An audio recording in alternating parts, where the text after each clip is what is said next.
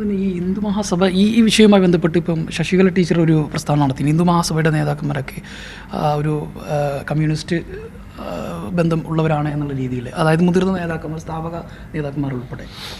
അത് ഈ ശശികല ടീച്ചർക്ക് ഒരു കുഴപ്പമെന്ന് വെച്ച് കഴിഞ്ഞാൽ പണ്ടേ ബുദ്ധിയില്ല, ഇപ്പോൾ അവരുടെ ബോധവും കൂടെ പോയിരിക്കുക.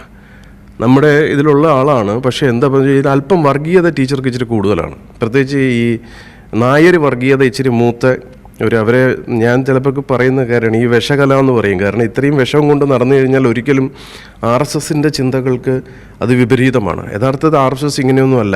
ഇതിനകത്ത് RSSൻ്റെ അകത്ത് കയറിയിരുന്നു കൊണ്ട്, അല്ലെങ്കിൽ സംഘപരിവാർ പ്രസ്ഥാനങ്ങളിലകത്ത് കയറിയിരുന്നുകൊണ്ട് കുറച്ച് ആൾക്കാർക്ക് ഇങ്ങനെ ഒരു കുഴപ്പമുണ്ട്. ഇവർ കാരണമാണ് യഥാർത്ഥത്തിൽ വേടൻ പോലും ഇത്രയും ഹിറ്റായത്.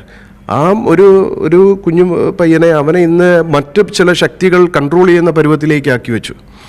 ആ കുഞ്ഞിനെ ഒരു സപ്പോർട്ട് ചെയ്ത്, അല്ലെങ്കിൽ അവൻ കഞ്ചാവ് യൂസ് ചെയ്തിട്ടുണ്ടെങ്കിൽ, കഞ്ചാവ് പലരും യൂസ് ചെയ്തിട്ടുണ്ടല്ലോ, അവനെ അതിൽ നിന്ന് മാറ്റി അവനെ കൊണ്ടുവന്ന് അവൻ താഴെക്കടയിലുള്ളൊരു പയ്യനാണ് അവൻ എന്ന് കരുതി ഇതാക്കാതെ, അവൻ നമ്മുടെ സഹോദരനാണ്. എന്താണ് ഈ ജാതി വെറി ഇല്ലാതെ അവനെ നമ്മുടെ ഒപ്പം ചേർത്ത് പിടിക്കുന്നതിന് പകരം അവനെ ട്രിഗർ ചെയ്ത് അവനെതിരെ പ്രശ്നങ്ങളുണ്ടാക്കി.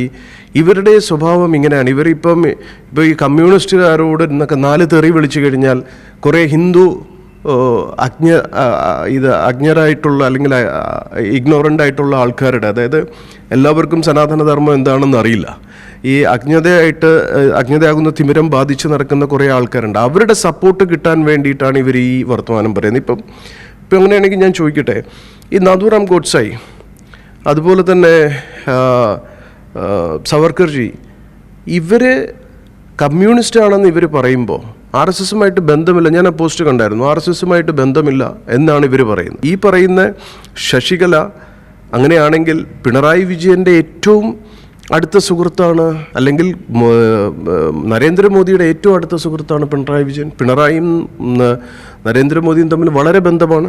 അതുപോലെ തന്നെ ഗഡ്കരിയും പിണറായിയും തമ്മിൽ ബന്ധമാണ്. അങ്ങനെയാണെങ്കിൽ ഇവർ നരേന്ദ്രമോദിജീനെയും ഗഡ്കരിജീനെയും കമ്മ്യൂണിസ്റ്റായിട്ട് പറയുമോ? അപ്പോൾ ഇത് ചുമ്മാ അങ്ങോട്ട് അടിച്ചങ്ങ് ഇറക്കുകയാണ് ഓരോന്ന്, എന്നിട്ട് ഇതങ്ങ് സമൂഹം വിശ്വസിച്ചോളണം.